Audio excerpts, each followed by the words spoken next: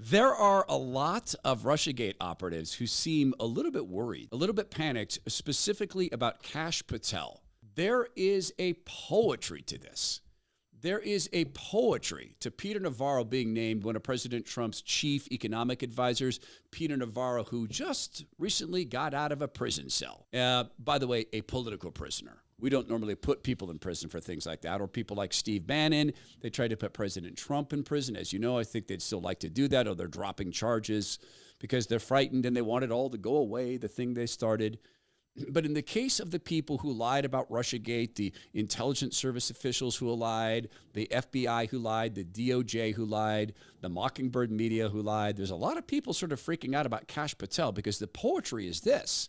Kash Patel, having been a national security bigwig, a congressional bigwig, he's tried 60 cases in front of a jury. He understands the workings of national security as good as anybody in that realm.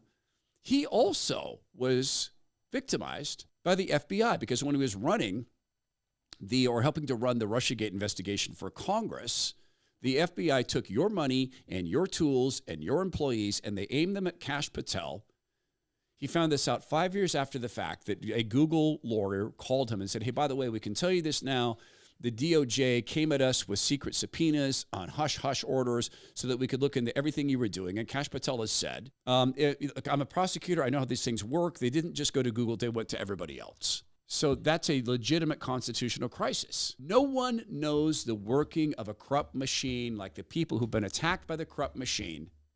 And no one can come in and unwire the corruption like a guy who has had the corruption wrapped around his neck and got away. Kash Patel is also saying things that flat worry these people because he's talking about letting us see our property.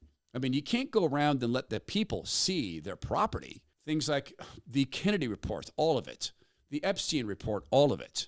He says there needs to be a task force that immediately starts opening up these records on day one. And you have a series of intelligence operatives and media people, same thing in some instances, just panicking because we can't let people see what we've been doing to them if they ever find that out.